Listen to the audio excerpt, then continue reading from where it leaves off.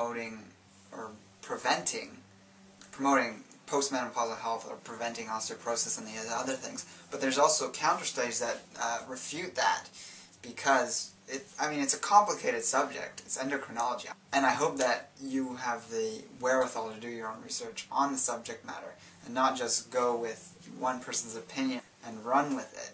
But I do encourage you to sort of think in terms of several different angles, your own personal experience combined with what traditional cultures are doing, combined with the science, combined with your intuition. It's these four areas of evaluating information that I often talk about. So using those different perspectives can really give you some pretty good guidance when it comes to health. I know that a lot of herbalists talk a lot about phytoestrogens and their pros and cons, and I'm definitely not one to say don't consume any phytoestrogens. I think that 1 to 2 good sources of phytoestrogens can be beneficial probably, and that seems to be what the studies show overwhelmingly. But what they're not showing is the long-term effects of excessive amounts of them. And specifically, we're seeing about a 20% drop in testosterone levels in males over the last 3 generations since World War II, when there was the addition of xenoestrogens and phytoestrogens into our environment and our diets, etc. And especially things like infant baby formula that's packed with soy. We just don't know the long-term impact of what that effect is going to be, and also then fertility rates are dropping like crazy. And we do know that sheep and cows and other animals that graze in fields with too much clover, farmers know that this can lead to infertility in their animals. So they limit that, and they have several pastures, and they don't leave them in the ones with red clover for too long. So red clover is an herb that certain herbalists recommend people to use in cases where they have cancer or other issues that it could help with. But they always have caution associated with potent phytoestrogens, and they say things like, don't combine too many at once.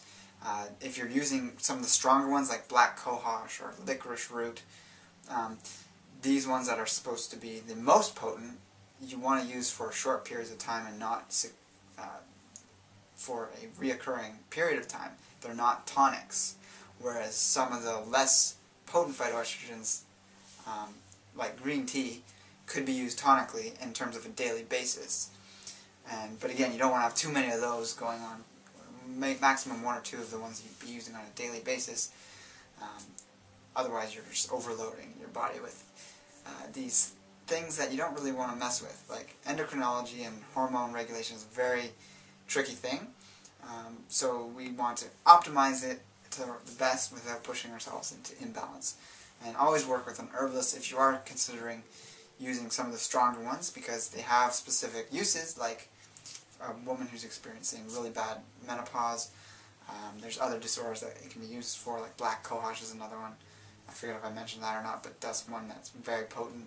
And yeah, definitely if you're a male, err on the side of less phytoestrogens, because a lot of the phytoestrogens traditionally in things like Chinese medicine, what we now know to be the highest phytoestrogen containing foods, like danguai, schizandra berries, and licorice root, were actually the herbs that were recommended for women to enhance their beauty and their femininity.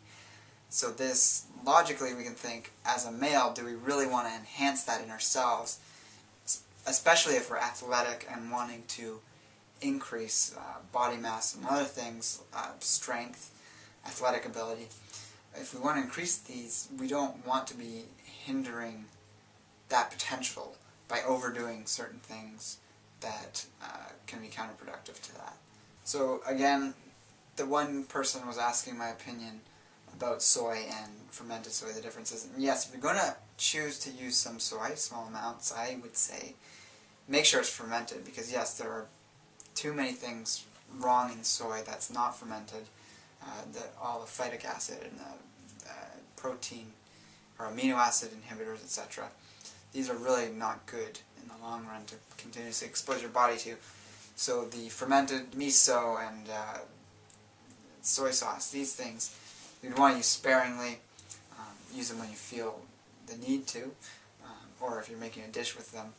But to make them a staple or to make them something regular, I'd question a little bit just because, well, one, there actually are other phytoestrogens that I think are better that you could use on a regular basis to have as your source of phytoestrogens, and also because it's really hard to know how much you're getting from tofu and these other things, because they are such potent sources of phytoestrogens. And I would say the same thing for flax.